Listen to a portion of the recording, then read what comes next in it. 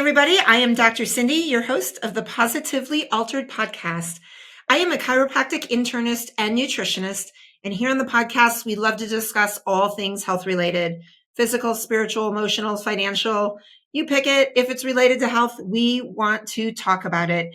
And today, as always, is no exception to our rule. Our guest is just a ray of sunshine, and I mean that literally. And she has spent so much time outdoors overcoming tasks that most of us would never even consider doing. She's had some health journeys and other things along the way that have really taught her how to do exactly what she preaches on stage. And preach isn't a fair word because it's all about education, but she talks about resilience in a way that's very different and has a brand new book that has been out this year, helping people and corporations make that difference in the resilience space. So go grab something to eat or drink and take a sit back, listen to our sponsors who are really important to us, and then come right back so that I can introduce you to our next guest and how she overcame any objection and became resilient.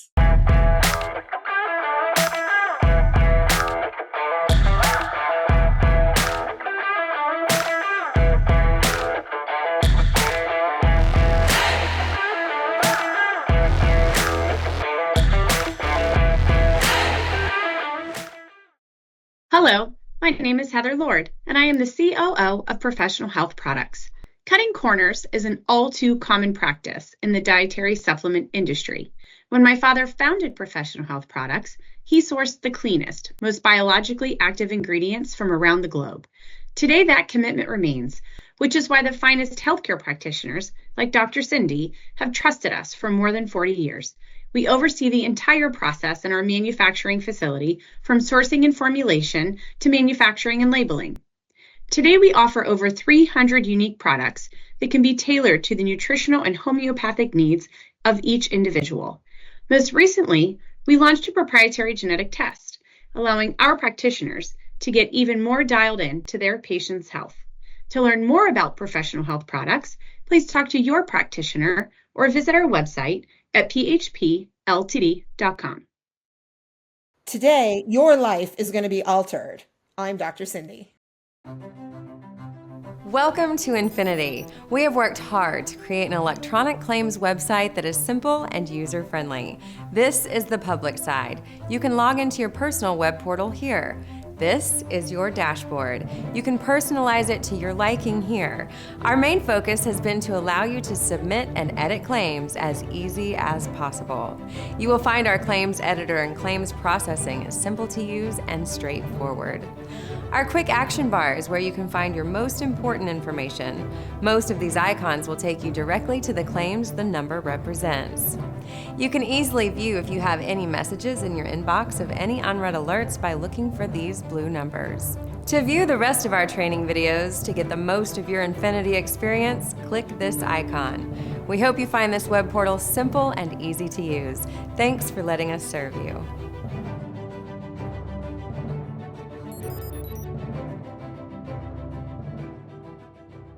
I'm Dr. Cindy. Who wouldn't want to join me for the Positively Altered podcast? Thank you so much for coming back after the break, because you know our sponsors are really important to us here on the Positively Altered podcast. I am so excited to introduce you to my guest today because I'm pretty sure we had an entire conversation before we even hit record. So we're going to see where this goes. My guest today, Mandy Gill, all the way from up north, Vancouver, right? Vancouver, Canada, yes. Oh my gosh, where it's colder than it is here in Chicago this time of year, which we don't get to say too often.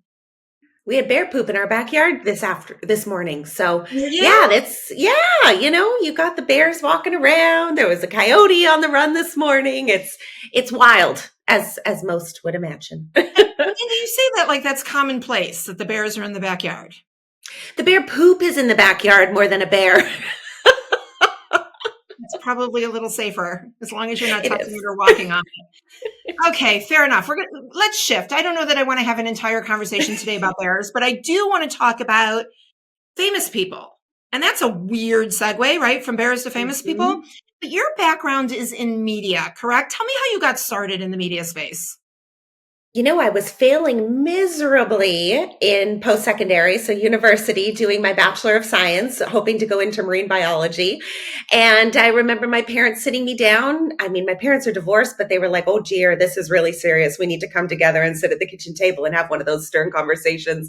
And they were like, we're getting the letters in the mail and things aren't going the right way. And all of a sudden they were like, so what do you want to do next? What can we put you in next? And I was like, broadcasting. And so, yes, long story short, moved across the province from Alberta to British Columbia, started in Vancouver in 2005 in broadcasting school and graduated. And before I even graduated, I was hired by a top 40 radio, or pardon me, it was a rock station at the time. And it was a riot. So radio, television, that just kind of became a lot of my upbringing and my background. I love this. So we're going to get into resilience and this topic that you speak so passionately about, but really you might not have even realized how resilient you were, I'm guessing, back in the day before teaching other people how to become resilient. Because from marine biology to broadcasting, there's got to be a good shift there in order to be successful, right? I was very humbled. You're just kind of like, something's not working. And we oftentimes talk about, like, if you don't realize that you need to go a different direction, something will force you. Right. And it happened. It was. So I grew up, this is going to date me. There's been quite a few shows where people can figure out how old I am, and I'm usually very honest about it. But I grew up in that genre of music where Madonna was huge, right? Yes. And Madonna was very good at reinventing herself. And I think to this day still probably is. So who is it that you got to spend some time with in your broadcasting experience that was really good at that reinvention, that resilience, that overcoming, and who failed miserably? Oh, goodness. How long do we have? As long as you want, Mandy. It depends how much dirt you've got. Yeah, that's so true. I'm going to start off by saying I probably learned a good piece of my resilience by waking up at like 2:30, 3 o'clock, Monday to Friday, to be in studio, live on air, waking up a city of 3 million people. Monday to Friday. Like, you just, something clicks at that time. And I'm going to be honest, I didn't even know what coffee was at that point. Now I'm like, how did I not do this without coffee? But by going there, I will say that we had so many fantastic guests that we would bring on air. And there's a lot that stand out. I mean, at that time, like Rihanna was huge. I remember like Pitbull, like you kind of were seeing Jordan Sparks, like at that time.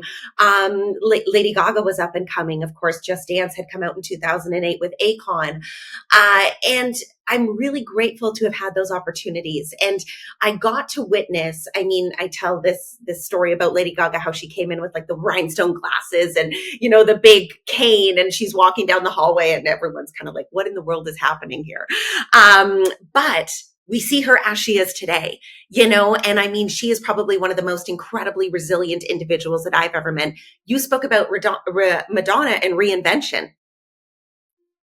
Lady Gaga to me is like she is the master of that, along with Madonna, because I just remember she literally performed in front of 22 of us in a pub where like the carpet smelt like booze, and it was not even in Vancouver, like it was 45 minutes out of the city, to the point where you only go into those outskirts, and it was like a Tuesday night or whatever it was. It wasn't even a Friday, but there was 22 of us in there. She performed identical that night as she does now, as you would see at the Grammys, the Oscars, whatever it might be. So it's been really beautiful to just kind of like think back to some of those experiences.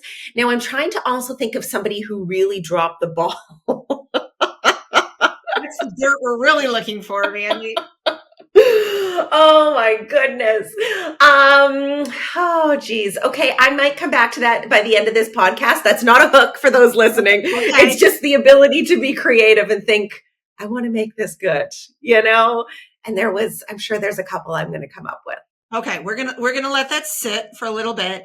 It makes me think of a really interesting question I want to dive into with you. And that is, I think there's this perception of those of us, whether we're as famous as Lady Gaga, or let's say for those of us that stand on a stage and keynote speak to audiences of various sizes, there's this persona that we put out there of resilience. And at the end of the day, if we really reflect, how hard is it, do you think, in our opinion, to portray that all the time? right? Because Extremely. there's a perception, right, that we're great at this. And the reality is we're probably not always as perfect as we encourage everybody to be.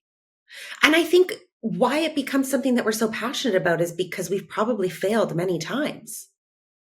I'll speak for myself, right? Like, and I look at the word failure as false.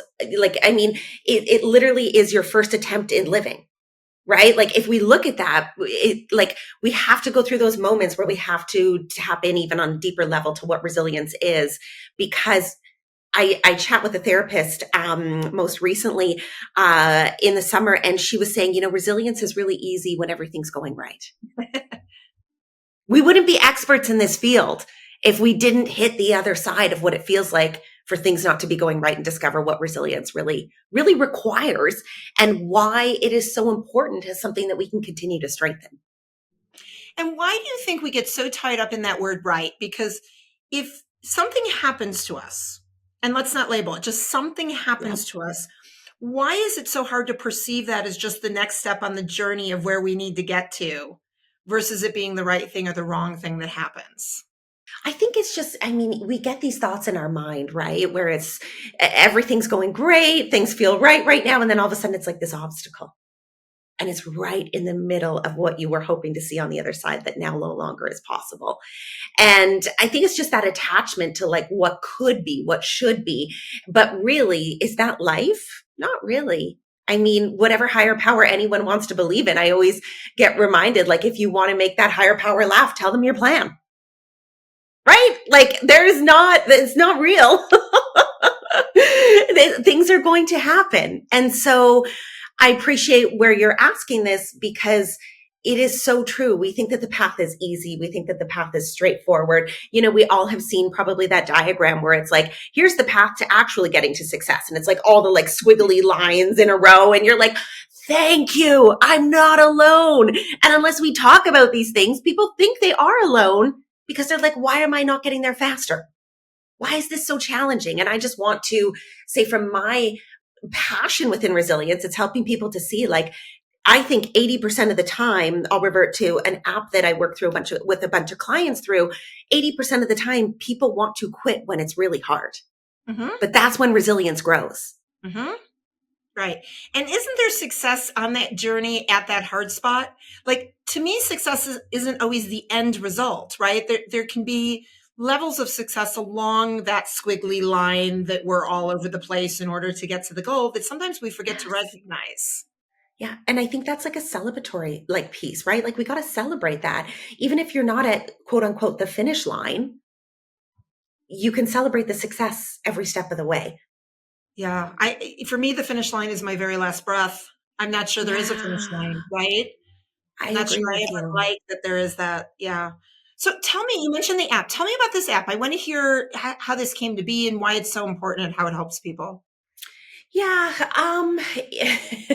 you're going to have a good laugh here. Speaking of broadcasting, when I got into more of the television side, a lot of listeners from radio in the top 40 side of things had started to call in and create a little bit more of just kind of a realization for me of the things that I was really interested in that I could help people with. And I thank every single one of them for that. And a lot of that feedback was, hey, tell us a little bit more about, what people are capable of, like, to achieve their best and whatever best is for them in that moment. And so I started to do television segments, one every week of the year, 52 weeks a year, you know what I mean, for years and years.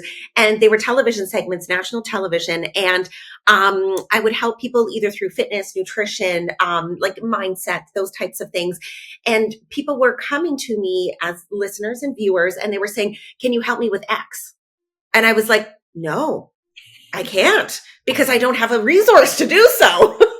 But you can watch the segment next week and I can maybe bring this up. And they were like, no, but you need to have a resource for people to go to. And so I created, good old Excel spreadsheets. That was my business, like I was like, oh, you want me to put that Excel spreadsheet, work it backwards for you? No problem. Yeah, it only worked for so long until the point where you have so many Excel spreadsheets that you're like, this isn't resourceful. So 2015, I decided that it was time to put an app together. And I had no idea what even an app really meant, if I'm being very honest. I had a lot of help behind it. And in 2016 came out with Hooked on Healthy Habits. So it is like, it's a private app where we have people that come into it that really want to work specifically on their habit development practices. And so when we work with them, it can be working towards anything like a lifestyle change or, something that they're working towards. Maybe it's like more personal time with their family, or maybe it's like a huge goal where, they want to run the Chicago Marathon, or they want to, like, all of those types of things are things that we help people get out of their own roadblocks. And what I've really noticed is at the core of it all, when I sit back and I think of, it'll be 10 years almost that this has been running and working with over 10,000 clients, resilience is something that stands out to me the most, that helps people get through their moments when they're like, oh yeah, no, actually, I don't want this anymore. And I'm like, are you sure? And so we build that resilience in those moments. And they're like, oh my God, I'm so glad you didn't allow me to quit. I was so close and I wanted to quit. And I've done that before with myself too, right? It's like a form of self-sabotage in a way. Of course. What's your favorite habit? You're going to think I'm so dysfunctional. No, we'll analyze it here on the podcast today, Mandy. That's fine. I love running in the forest in the pitch black at 5:45 in the morning with my 2 dogs, my girlfriends, their dogs, headlamps. Sometimes it's pouring rain. Sometimes it's snowing. It's never bright. Let's just put it that way. But it sets the tone for my day. Great. So it's how it's the initiation, right, to the mindset. It is. For what needs to follow.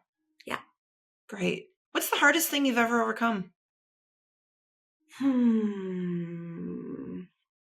Or a hard thing? Yeah, you could see my brain go, okay, first one, second one, third one. You don't have to give it the primary status, but just a hard thing you've overcome. Yeah, I think I would say recently a health experience that was completely out of what I ever would have expected for myself to happen. And it probably was my first experience of like realizing that, we don't live forever. And I will call out, as we were joking about age, the woman that I've been working with through this, a trauma therapist, in all honesty, which is what my doctors recommended me to, just because it did happen so quickly. She said, Mandy, at the age of 38, you are now experiencing what some people don't experience till like maybe they're in their 70s or 80s or 90s. That like, yeah, we don't have that opportunity to sometimes realize that we don't live forever. Right. And we all know it. It's known, but to see it at that moment was like, oh, shoot. And it was very real as one can imagine. Yeah. And so, yeah, it still feels very, it still feels fresh is probably why you hear me being like, blah, blah, blah, blah. Right. So Mandy, if you're willing, for the sake of, listeners to participate with you, can you unfold what happened and some of the emotions you went through on that journey that you needed to overcome? Yeah, absolutely. My husband and I were, it was our 3rd miscarriage. And, those are hard enough in themselves. And it had been over the course of like a year and a half. And obviously a wonderful team of doctors were assisting. Everything was good. I was in the recovery phase. And I'm sitting there working probably about a month later after I'd received that news.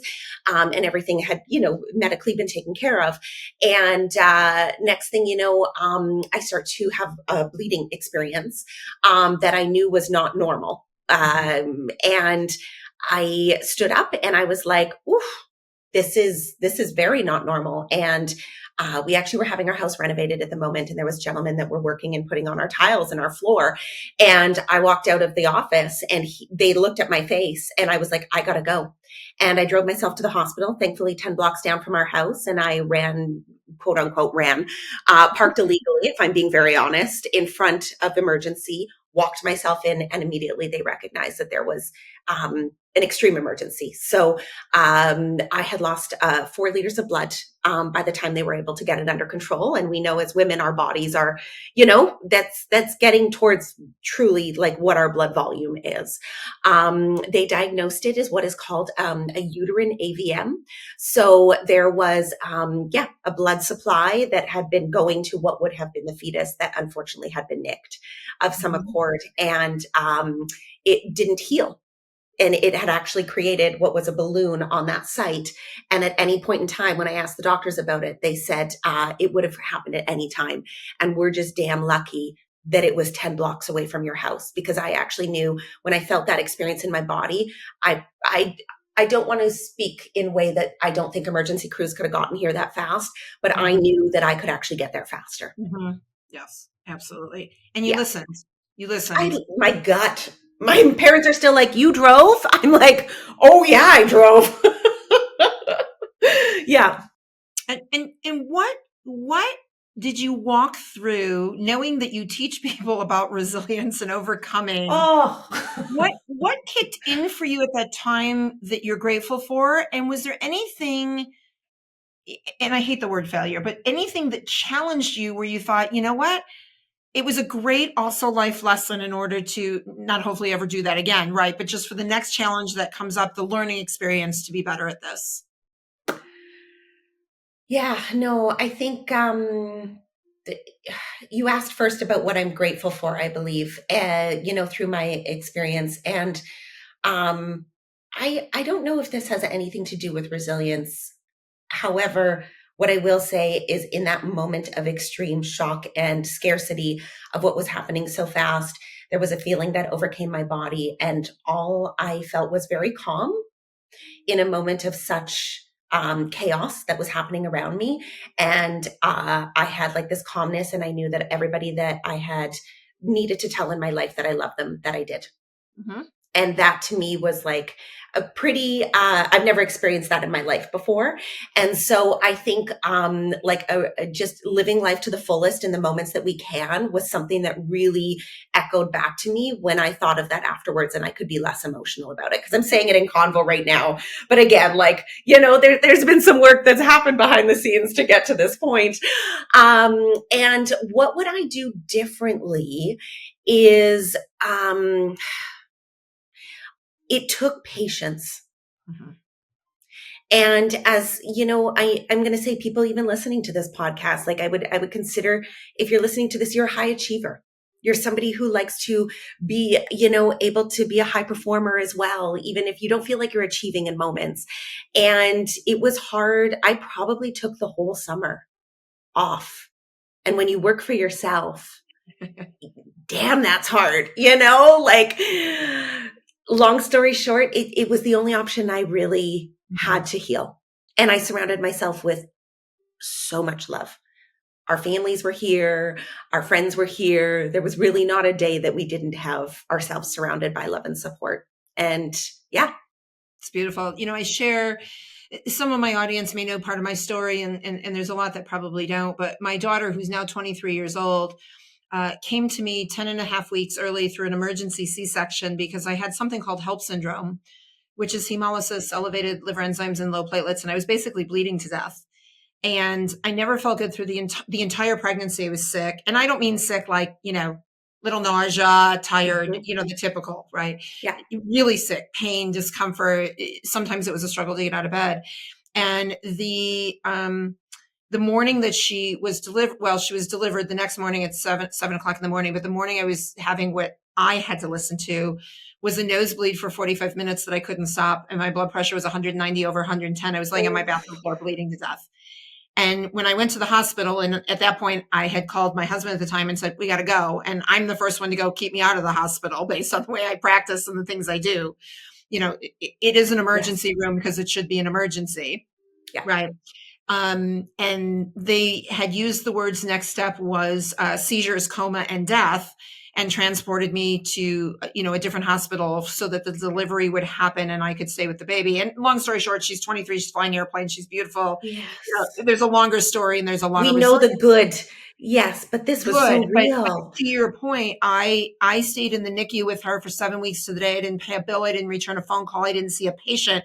And not that there aren't consequences to that, but I did what I needed to do to recover both physically and emotionally with a brand new baby as a brand new mom, right? So we get faced with those challenges, and I always say here to complain about them on the other side, right? Like, thank goodness we're here to Yes. complain about them.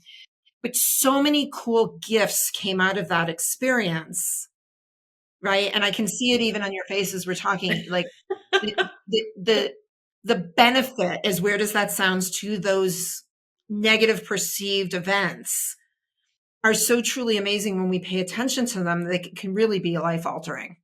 I get emotional thinking about it. Like I tear up a bit because it truly, like it is life altering. Like when we say the words life changing, life altering. Yeah, I remember there was a couple things like when we just had headed to Europe most recently, and there was a couple things travel wise, and my girlfriends were like, okay, well, maybe get on that and this and that. And I was like, whatever's going to happen is going to happen. And I just had like this utter calmness compared to like before where I'm like, I want to control that. I want to control that. And I just thought it was like checking it off the list. But now I'm like, no, nothing really matters. I've got myself, my husband, we've got our health. We're happy. We've got our 2 dogs. Like, yeah, life changing. So I love to hear and that took a lot for you without question for 7 weeks to not answer a call, not see a patient, not respond to an email. Like, yeah. Just a choice, right? Of what we need to do to shift into that resilience mode, right?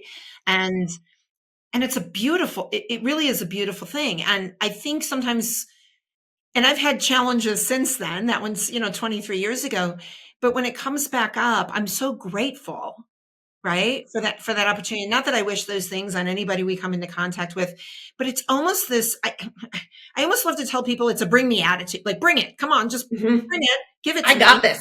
Yeah, because I can do this and I am going to show you and I'm going to learn something and be better for it.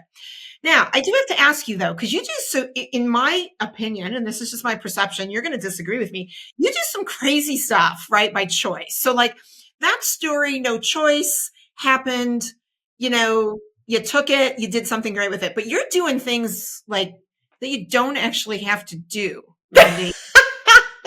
People are like, are you running from the bears? Like, okay, no. So let's just go there, right? Because like there's pictures of you. Okay, so I have a son who's 21 years old who is hiking the 14s in Colorado.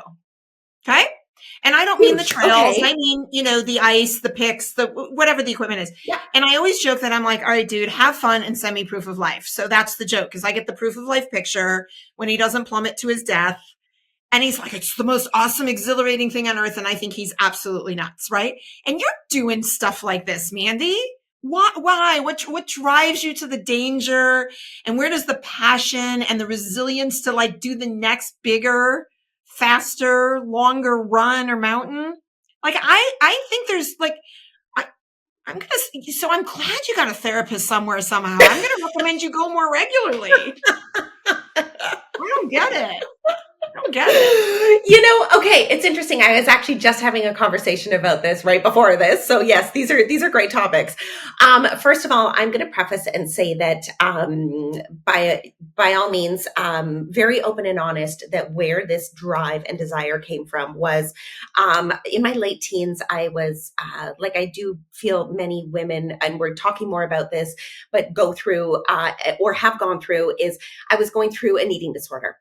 And I remember, and it was anorexia in particular. And I remember like the limitations that I was putting on myself, and what I thought this image looked like in order to be loved. And it was like on a magazine and all those kind of things. Anyways, long story short, this came to me like in my early teens. And then I obviously thought it, even though like such a loving family that I grew up with, mom, dad, stepmom, stepdad, sister, like great communicators, but still I had that vision. And when I came out of it on the other side and realized what our body is capable of doing when we fuel ourselves properly with, food, love, care, all of those kinds of things, obviously scared, hope I can say this word, the shit out of my parents when they started being like, oh dear, we're really glad she's better, but what is this? Kind of like truly your son, like send us the survival photo. then I kind of was like, oh, this is really neat. And so my love for just kind of like, I want to say the word like exploring, truthfully, to me, it's like, and it's an adventure. I will give you the example because, you probably will bring it up, but it does sound extreme. But this was where the conversation came that I was just having was 125-kilometer race. So just like over 80 miles, I suppose, in Slovenia 2 weeks ago, and 7,000 meters of elevation, 7,000 meters of descent. So that's in like what, the 2,300 or 23,000 feet, both ways. And you're going to think I'm dysfunctional for saying both of these things, but I never would have had that experience if it wasn't for the aid stations that were in the middle.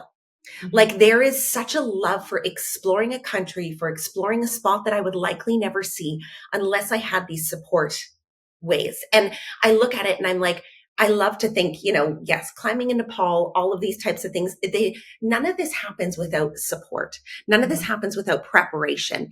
There is a lot that I do, obviously, athletically that helps to prepare my body, but there's so much from like a mental mindset. Like when you get into uncomfortable, you're just there. And it's kind of neat, the things that go through your head where you're like, oh, that's what happens. Okay. I want to go this way, like in terms of like, do I want to quit? Or like, why does this annoy me so much? And so I feel like for me, it's just like a constant learning experience about my own body, about my own mind. And truthfully, the way that I handle challenges, no matter what comes my way, I like to think that it helps complement other areas than just adventure. No, it's so great. I think of, so like, I'm not signing up. I will not ever do any of those activities with you, no matter how much you beg or encourage resilience. But I do think, but I can separate that, right? So I think about my son who's doing it where he doesn't go alone, right? And they've actually encountered, he tells me this crazy story where they actually found a young man who was stuck at the top of the mountain, I think for a couple of days with no water, and again, they helped him, right? They helped give him the water and get him rescued, and he's fine. Well, physically, we think he's fine. Who knows if he did the work mentally, right? In order to learn the lesson and recover. But I look back to my own experience because I'm an ex-power lifter, and yet I won't run, but I put some ridiculous weight on a bar that could have crushed my chest. And I was relying on the person who spotted me to help, in those times of trouble. So I love that you brought up the idea of challenging yourself, but not doing it alone. No. Right? No. There has to be some sort of aid, support, confidence builder, recovery therapist, whatever, right? Whatever it is. Actually, and I call it like a support system, right? Like we look at like our professional support system, our personal support system. I think it's so important for people to even have mentors. I say to people like, you might not ever meet them, but send them an email, see if they respond. Like I've put some weird emails out to like people that I'm like, you're a mentor to me. And like, hey, you know what? You might just hear back. And if you do, great. But here's the thing is you're spot on. Like the race that I just did in Slovenia, was with my husband. And it sounds very, again, the word dysfunctional, but like we ran for 29 hours and 33 minutes. That's how long it took us because of the elevation and descent.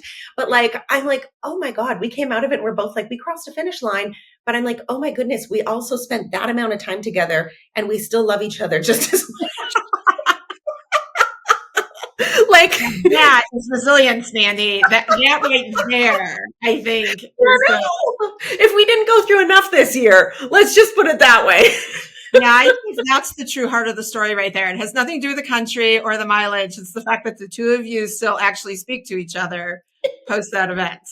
We held hands going across the finish line. Like, who are we? We must have been delusional. Seriously. But you know what? There's so much beauty in delusion. And it was helpful. Let me tell you. Oh my gosh, that's so great. So what's the next challenge you're going to put out? Do you have one?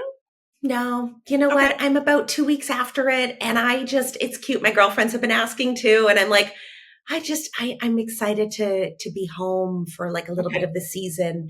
But I'll come back to you with that because my gosh, there'll be something I invite you for. And you're just going to say, I'm going to offer my son to come with you guys. And he's like, I said, where do you want to go on spring break? And he's like, I think Chile, there's a mountain. I'm like, all right. I'm done having the conversation. Again, proof of life when you get back after the 10 days. Yeah. Photo. Pack some dried food and a rope. good shoes, extra pair of There socks. you go. Leave the underwear at home, space safe, because you don't need that. The extra pair of socks, you need that. It takes up weight. Right? It really does. Yeah. And do you need it unless you're chafing? Probably not. Well, and there's stuff for that too that you can pack in the bag, right? There is, of underwear. Nowadays. that was I'm not sure it was good advice, but that was my best advice. I'm telling you, I have 3 kids that do all kinds of dangerous stuff. So I don't know. I'm not sure what my challenge is either. I know it won't be what they're doing, but you know what? When it's supposed to show up, it will. Right. It will. And I believe that trust piece, right? And it's absolutely in time. Yeah, for sure. All right. Before we take a commercial break, I do want to talk about the book though, because you have this amazing book with your beautiful picture on the front of it. What was the inspiration behind actually publishing the words? I came back from Nepal and you won't be surprised. I was climbing the most technical mountain. Everest is the highest and Amadou Blanc is the most technical, and I failed. I didn't get to the top, and I'm really open and honest about it in keynotes. There's so many incredible mountaineers that get up on the stage and like, this is a story about climbing to the top of the mountain. And I'm like, guys, this is everything, but this is what I learned along the way that I would have, used as my tools had I have thought of them, or here's what I want to be able to give to you when it's not having to do with any kind of summit, but it's just an everyday life. And so I arrived home from Nepal and I interviewed a bunch of different book publishers and wrote the book in the library for 18 months, a lot of times my head in my hands being like, is anyone ever going to read this?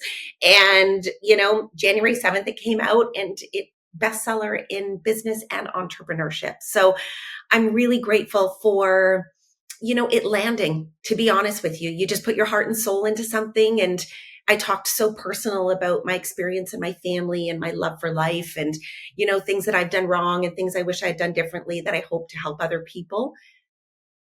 And I'm really grateful. Oh my gosh, amazing. And I want to make sure I get this right. The name of the book is Reset with Resilience, The Guide to Greatness When Your Goals Go Sideways. That is it. And by the way, Mandy, before we take this break, I'm going to tell you something. You went to the mountain. Oh, you went to the mountain. It doesn't matter if you sat on the top of it. And most of us don't even make the trip. So I'm impressed just by the fact that you actually took the time and got mentally prepared to take on the challenge. And really, at the end of the day, I think sometimes that's the win. It's not always crossing the finish line. I couldn't agree more. Yeah. Thank you for that. Yeah. I still froze my butt off, right? It was like -30. Like, I'm going to take some credit here. -30. My daughter lived in Grand Forks, North Dakota, and I bought her a winter coat rated for -40 degrees. I didn't even know such a thing existed. So again, there are things in your life that I am impressed by that I will never do, but I'm inspired to find my own challenges and my own journeys and continue on that path as a result of the stories you have shared.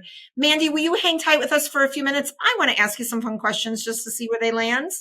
Oh, I'm sure we'll have fun. Absolutely. I'll hang tight. We will. Okay. We will be right back. We're going to take a minute with our sponsors who are really important to us. So please stay tuned. We'll be right back with Mandy Gill. This is your weekly dose of Dr. Cindy, the Positively Altered podcast.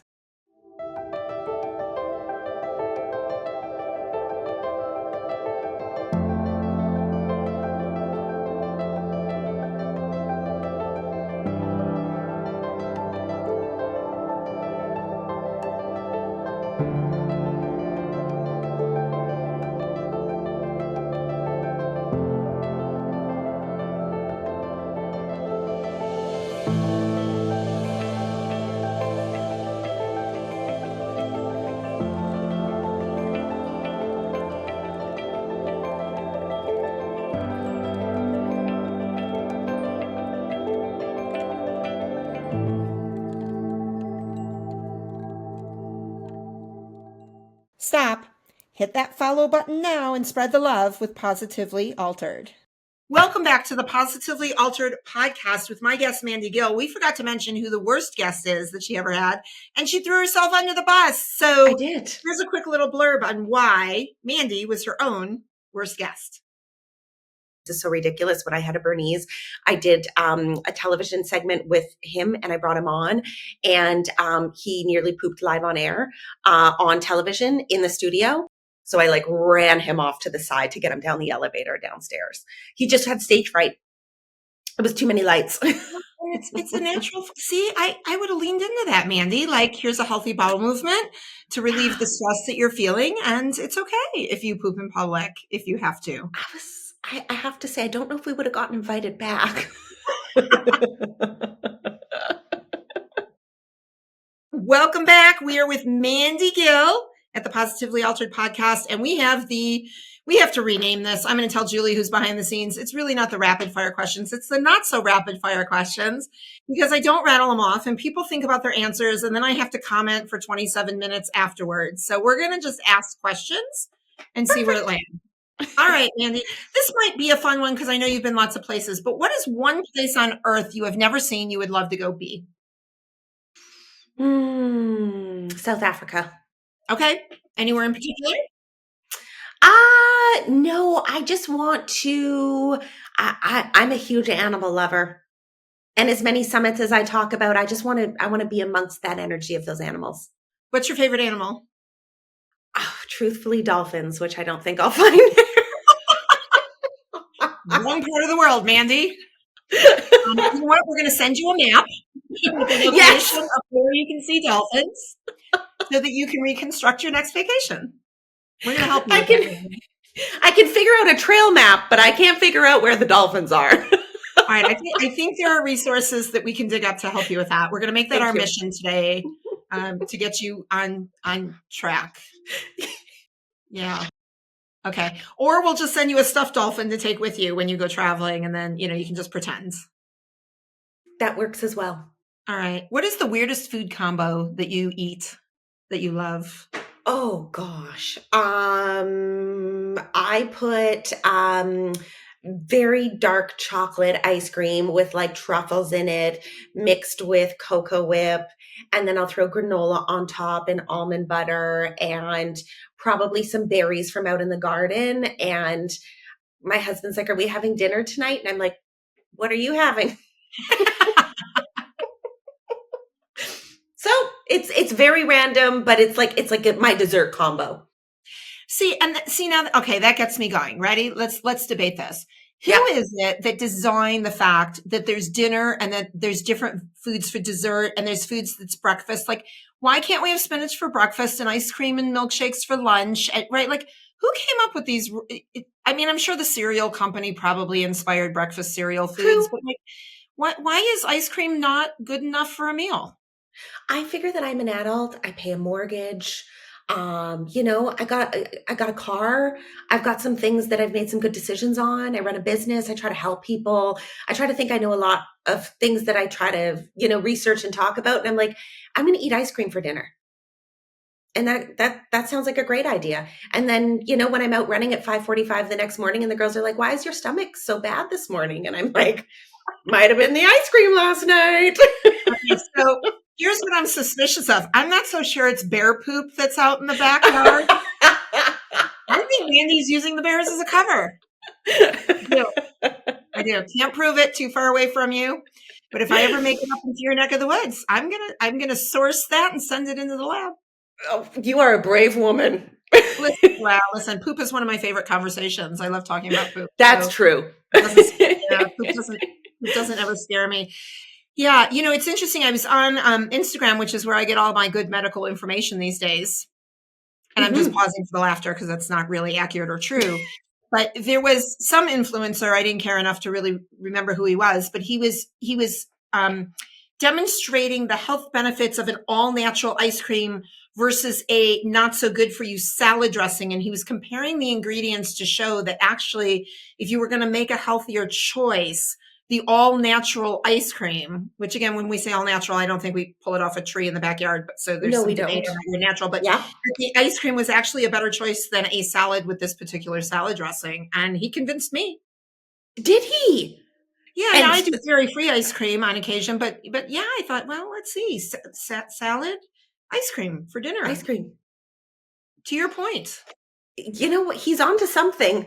I still question his data, but we're going to go with it. Well, it was Instagram approved, Mandy. So there aren't very high expectations to meet the qualifications. When you hit that post button, it clearly goes through a lot of debates and all those types of things. Not peer reviewed, double blind, big. Yeah, no, none of that. None of that. All right. If you could switch lives with a cartoon character, who would you switch with? Oh, this won't surprise you. The Roadrunner. Oh, Like, how fun would that be? I could get so much faster to do different things and explore different parts of the world. Like, my legs don't move that fast. I might go long distances, but that would be fun. the Roadrunner. I would see now again. I'm going to tell you what you're going to see where I spend all my free time. Right? You really are giving it away. I'm telling you, people are going to be like, somebody who doesn't, really give much credit to Instagram, she sure spends a lot of time there. So there was actually a guy. Okay, so the next race you do, I'm going to make a recommendation, has to be in Japan because they actually have it's a robot that you wear around your waist. It connects to your thighs that actually moves your legs for you, that they claim makes you run faster. When do I sign up? I don't know. I'm going to have to I think we need to deal cut and this podcast right now, and I'm going to look for this. And I'm going to come, and I'm going to coach you from the sidelines and go, You Mandy. bet you are. I promise I will have that ice cream recipe for you at the finish line. That is so thoughtful. And you could actually call yourself my coach. I will. And then we'll collect a sample for science at the end. Yes. And determine the benefits of the robotic Roadrunner run with the truffleberry ice cream. Yeah. I see a book in our future. I think we're going to call it Reset with Resilience and Ice Cream Part 2. I think we can do it faster than the 18 months in the library. I think in about 45 minutes we can put that down. Yes. Won't take us long. If you were to create a new holiday anywhere in the year, what holiday would it be and what would we celebrate? I feel like June here in Canada has no holiday.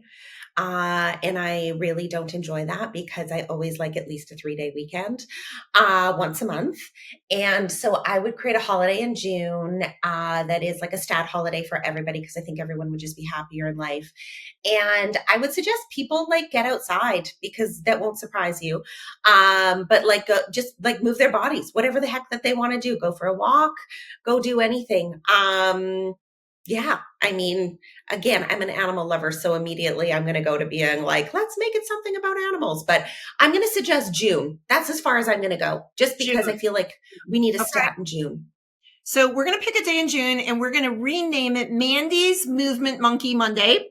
You're going to grab your favorite monkey or animal. You're going to get out your move. It's going to be named after you, Mandy, and it's going to be on a Monday to give you the 3-day holiday. How's that?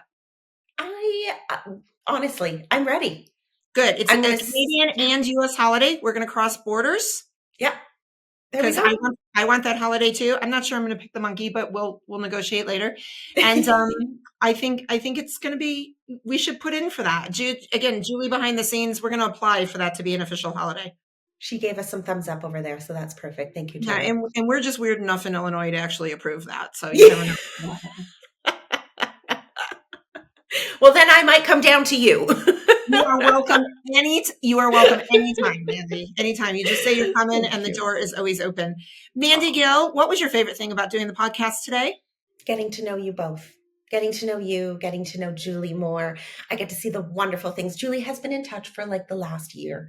She knew I was writing the book. Bless her heart. I was like, Julie, I'm so sorry. I can't even keep my eyeballs open. I'm so deep in all of this stuff. And she's like, no problem. I'll come back to you. Like, just bless her, because she never said, like, just through the kindness of her own heart was like, yep, no problem. We'll come back. We're going to tee up with you. And then obviously I got to share this conversation with both of you today and really get to know you both. So for everybody listening, I mean, it's so beautiful because I get to do so many of these with the element of getting to really connect with people. You can sense the genuineness in you both. So yeah, listeners are lucky. Oh my gosh. Thank you so much. How do we find you? Follow you, like you, listen to you, buy the book, give everybody the information. I'm actually the guy on Instagram selling ice cream over salad dressing. That's my hidden Instagram channel. No, I'm just kidding. MandyGill.com, website, Instagram is mandygill.dotcom. So mandygill.com. LinkedIn is the exact same. The book's all over Amazon. Yeah, I mean, any of your, Barnes and Noble, that kind of stuff. So yeah, anywhere you get your books is what I should say. And yeah, I'm just really grateful to do this podcast. So thanks so much for welcoming me. Oh my gosh, it's been our absolute pleasure. For those of you out there that want to learn a little bit more about my community, please check us out at drsindyspeaks.com or send us an email. We love to hear from you at hello@drsindyspeaks.com. You can also find the book, Positively Altered, Finding Happiness at the Bottom of a Chemo Bag, wherever you like your favorite books. And if you don't read, because I know some of you don't read, there is an audio version that I have recorded, so you have no excuse not to get the information. Mandy Gill, I will tell you that one of the favorite things about doing the podcast for me was just your infectious energy. I love the fact that you've got these amazing stories that I know I just barely tapped the surface of, and the fact that you can walk through them, overcome them, find the lessons, and then use that information to teach others how to do the same. And, at the end of the day, that's what life is all about, is to help mentor, lift up other people. And we do it all the time. And I love the fact, it's just great to call you a peer and now a friend, and appreciative of you being on the Positively Altered podcast. I hope that today's conversation and messages have left all of you positively altered.